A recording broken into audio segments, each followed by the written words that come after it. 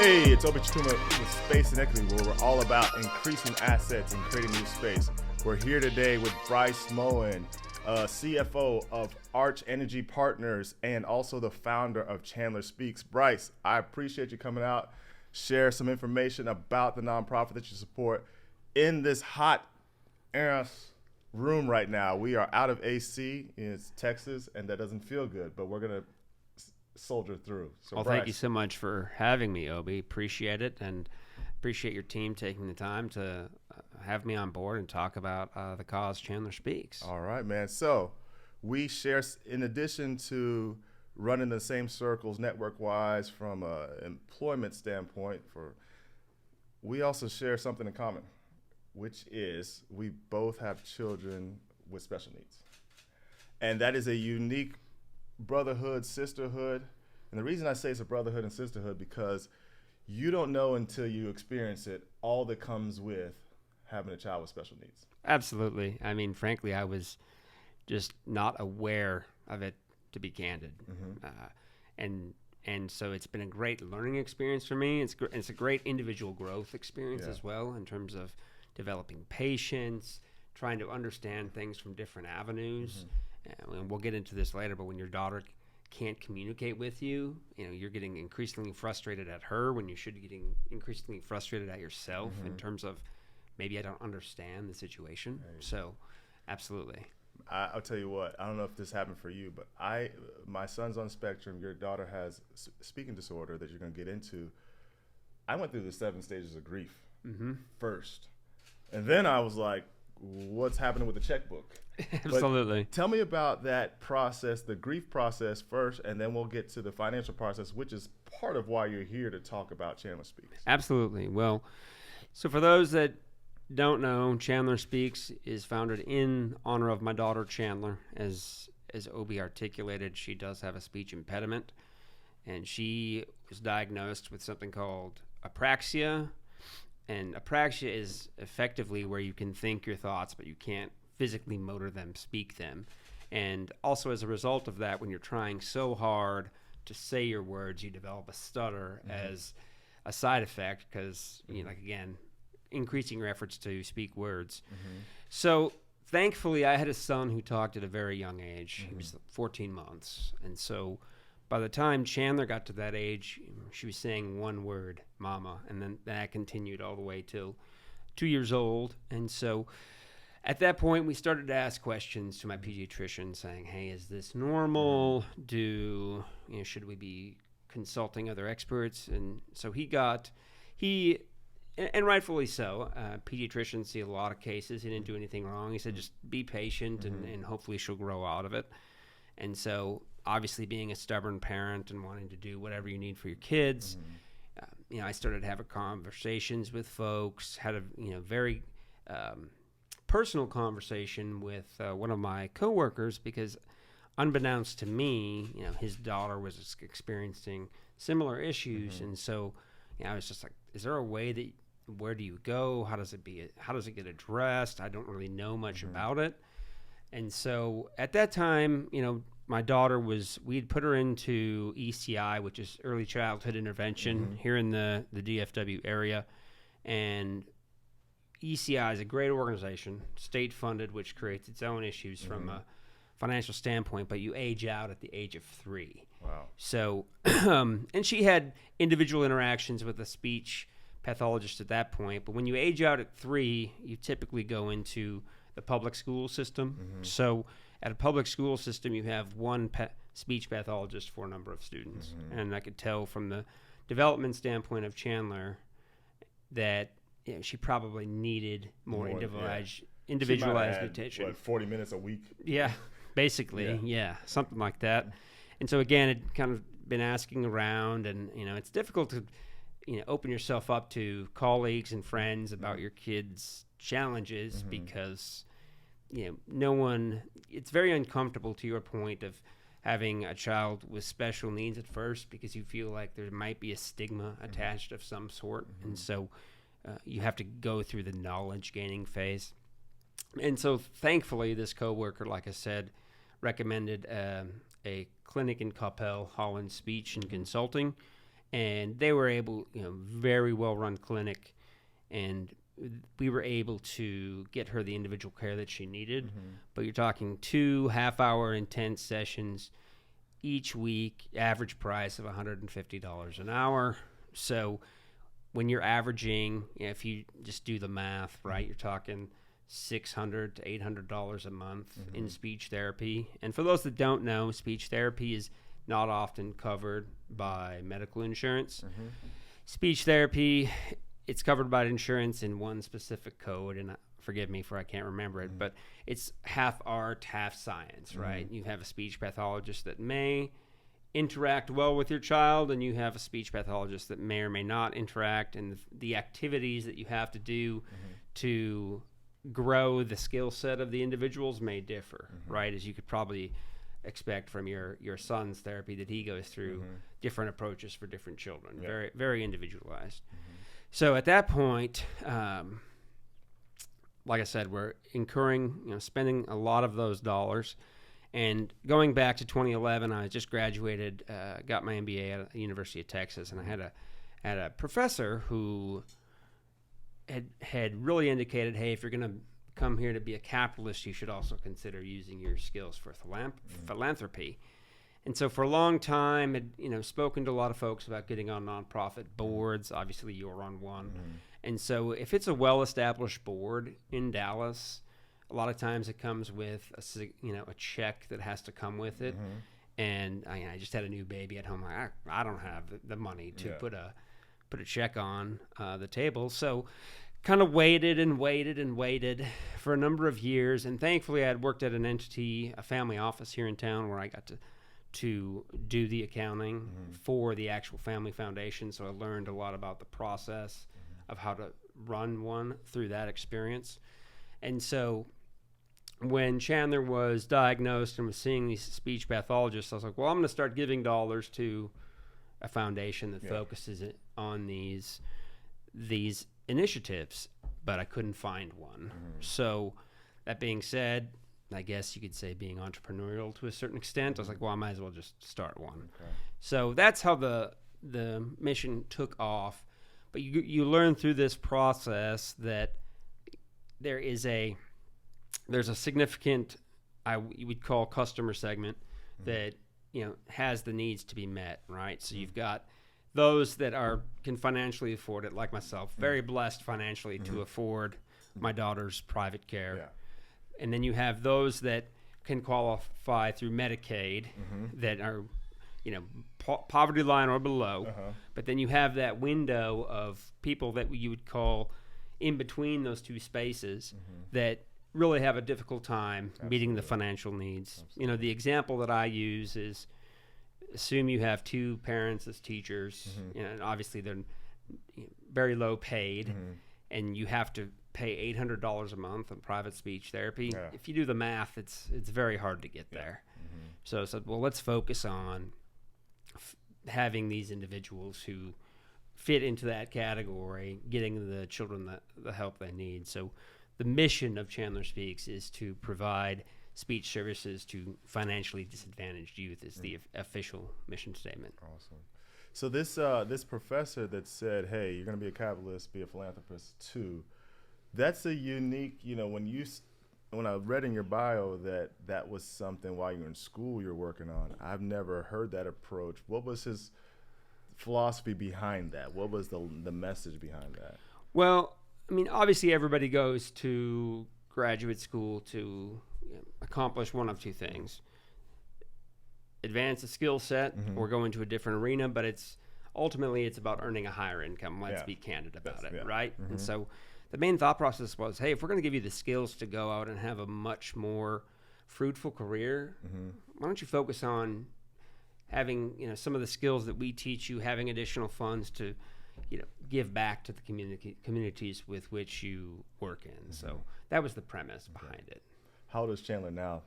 Chandler is 7 years old now. So this is pre-Chandler. You were already being groomed to do your life's work before you realized it was going to be your life's work. Absolutely. So, I guess you could say fate intervened, and so it's kind of, I didn't necessarily agree with that statement until it actually happened to me, if you will. It's kind of unique when that does. So absolutely. Tell me the process moving from frustration to breakthroughs with Chandler. How did that work for you and your wife? Did it happen simultaneously, or did you guys have different moments? Different moments, certainly. So when you start a speech pathology process, you obviously have your daughter going through therapy. But when you go through therapy, it goes in ups and downs, right? You have things that are going well, things that are not going so well. So it's just peaks and valleys.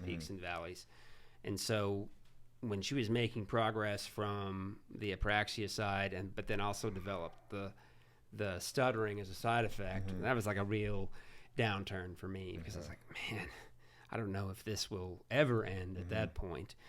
And I should take a step back. One of the biggest grief moments that I've had is, you're a father, you're a parent, you really take it personally if your child is struggling. Even if it's beyond your control, you start questioning yourself, like, am I failing as a father? Should I be doing more for her?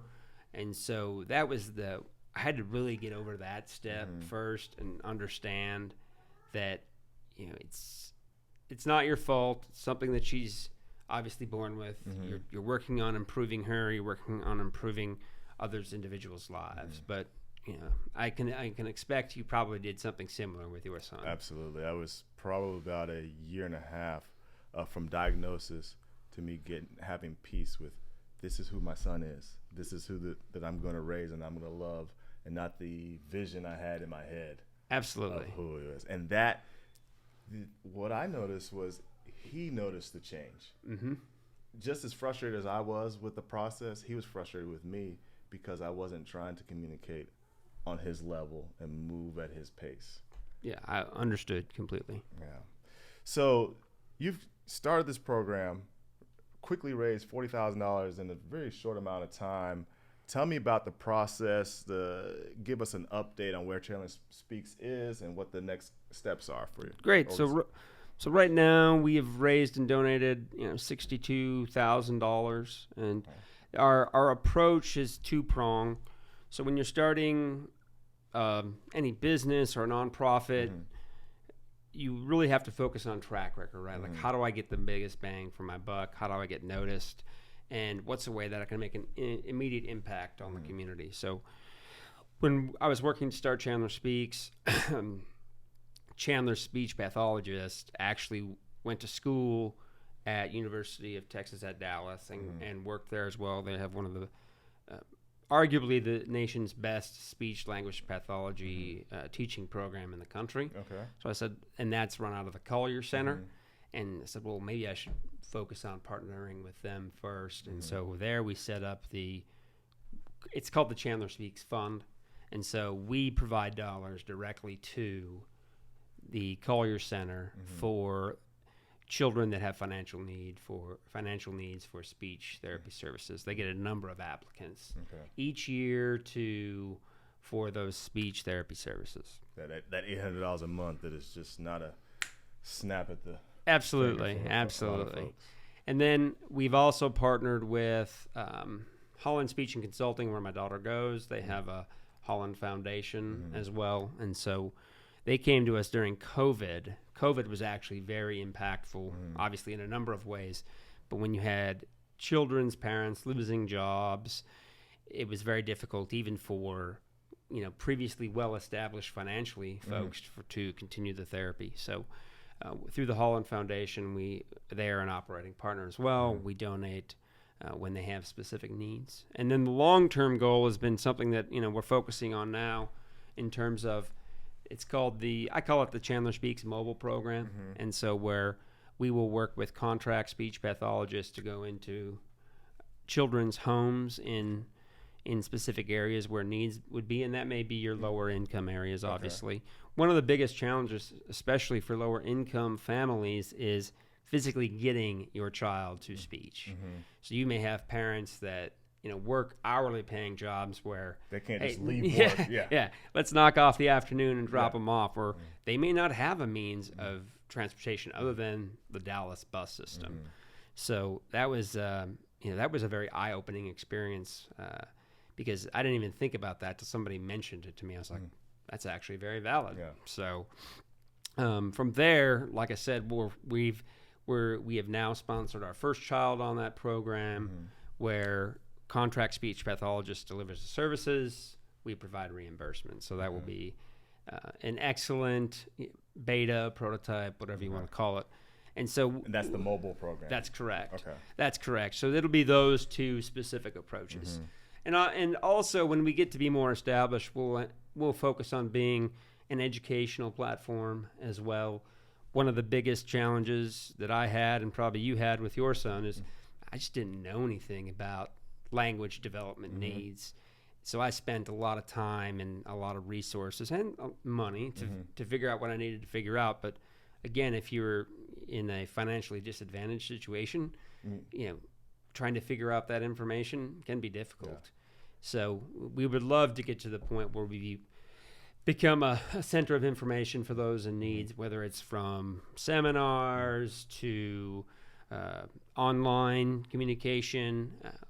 I think, have you ever seen in Dallas where they have like pop-up clinics for those that if you need vaccinations or health care, one of the biggest steps for your son or daughter is, going through the actual diagnosis with an audiologist and working with speech pathologists. So we'd love to get to that scale. Okay. But I mean, we're talking several years. You have to work at it like a startup. Each year is one step. And so, we're very pleased with where the first 2 years have gone, and we look forward to just continuing to grow and move forward on a specific basis. Tell you what, you mentioned that I serve on a nonprofit, Achieve. There are some synergies that perhaps can support one another. The transportation system, that's a big component of the clients that we serve.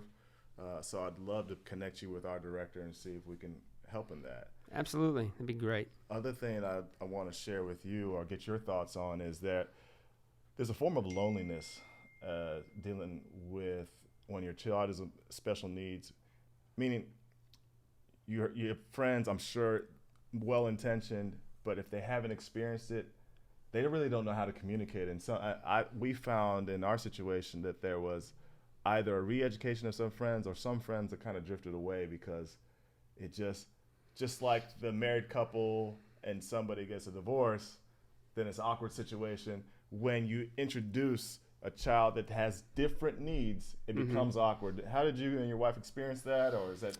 I would say that our immediate group has been very, very supportive. I was very open about it. I was,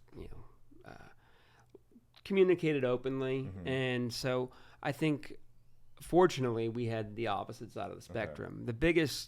The biggest, I guess you could say, problem or difficulty is now that I run Chandler Speaks, everyone asks the general question, well, how's it going? And it's like, well, it's going fine, but I don't think about it in terms of dollars donated. I think about it in terms of dollars I didn't donate or I didn't raise, right? And so there's always that child in need. So when obviously you talked about people being well-intentioned and trying to understand, it's really hard to articulate, especially if you're not familiar with nonprofits, what you're exactly trying to accomplish. Yeah. And the fact that people have different, what I would call just different focuses, not only from a life perspective, but a nonprofit perspective. Especially here in Dallas, as you've probably focused on trying to get corporate donations or high net worth donations or family offices, they have very specific tracks they want to go down. Yeah, and a lot of it's very personal in nature, right? And which I completely understand. If you have a brother who died of MS, you're going to focus on MS research. Or if you have a child with autism, such as yourself, you are going to focus on autism. So these are great causes, and I would never want to take away any dollars from that. So it's trying to find those additional dollars, which is... Where do we fit in this space? It's competitive to raise. Oh, absolutely. It is absolutely completely competitive. And now with COVID, a lot of those donation dollars have gotten stripped from budgets. Okay. I mean, obviously, my former employer, when oil price goes to negative, we had to take that out of the budget. I mean, there's just nothing we could do about it. So it's a tough time for nonprofits right now in terms of just getting the additional dollars because resources are pretty finite right now. Okay. So, and how is the Chief experiencing that? Oh, having to get very creative. The great thing is a lot of the programs, whether it's PPP or other funds that became available through the government, were supportive to our balance sheet, but we've lost a lot. The main focus that we're having right now is how do we bring on high net worth donors who are bought into the vision? What are we going to do to connect those dots? And really, it's through relationship. But I would say, Bryce, without the special government programs, we would have saw at least a 30% dip in our in our budget. Yeah. So, for instance, we were able to raise $50,000 in year one of Chandler Speaks. And in year one was during COVID. So that's pretty impressive. Yeah, and thankfully we had done all of the fundraising for our big event prior to COVID. It was actually supposed to take place March 24th of 2020, right after, a week after everything got shut down. But thankfully, people are very benevolent and philanthropic, saying, hey, just keep the donations. So, but post-COVID, this year has been extremely challenging. So, yes, we've donated $12,000, which is great. But to your point, we'll probably be anywhere from 30 to 40% down, just because of the fact that people have different financial needs this year. Yeah. And so what's 2022 going to look like for you guys? 2022, I would say, we're trying to end 2021 strong. Obviously I'll bring it up here. We have an event coming up on December 3rd at the Turning Point Brewery Tap Room in Bedford, as I'm based in Bedford, Texas. Okay. Would really like to celebrate that community, and so it'll be what I call the Chandler Speaks Country Music Show.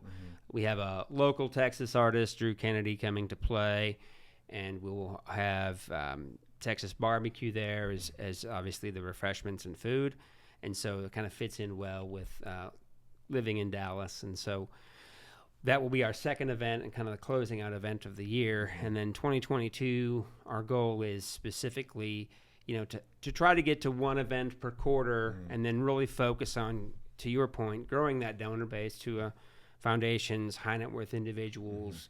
We've done some grant writing this year, but that's a very long process. I'm not sure if a Chief's tried to do it, but you really have to. You have to have a grant writer on staff, really. And the fact that a lot of times you have to apply for the same grant several times. There's they talk about in business, you have to establish a track record. Yeah. So Chandler Speaks being around for 2 years, I've spoken to organizations, hey, love what you're doing. We would typically fund this, but frankly, you haven't been around long enough. You need to show that what you're doing, you're impacting the community, have so many years, and so it has staying power. Absolutely. And obviously in 2022, would also love to expand the board presence. That's a big challenge for nonprofits. As different people from different upbringings and different areas of the community bring a lot of different ideas. And so if anybody's interested in becoming a nonprofit board member, email me at bmoen@chandlerspeaks.org. So, and then obviously, like I said, expansion of the donor base is always number one. And if we get to the point where we can add some of those technology initiatives and those community initiatives, that'd be great. But that costs dollars. So that's the main focus going forward. Well, Bryce, it's been great to have you. You mentioned the country music concert in Bedford, December 3rd. Anything else you want to plug? How do we get to see what Chandler Speaks is doing? So I would, please check out our website at www.chandlerspeaks.org, and it provides the mission of what we are trying to accomplish. You can make donations directly on the website. No dollar amount is too small. Obviously, as an example, I started a campaign last year that was $6,000 to $6,000, using $6 to get to $6,000 worth of donations, and it was successful. Awesome. So I would encourage people to do that. But more importantly, really just focus on trying to understand what speech language pathology is and the benefits that it can provide to children. And if you have a child that's in that area where you don't necessarily know what her communication difficulties are, or maybe she is or isn't experiencing them, reach out to your physician, reach out to us if you've got some questions. We have speech pathologists as technical advisors as well that can add some input. So really just want to keep doing better for the community and continuing to forge forward. Awesome. Bryce, thank you for your time. Thank you for sharing this wonderful cause. So, Space and Equity, where we're all about increasing assets and creating new space. You can find us on IG at Obi_empowers. You can find us on YouTube at Space Equity.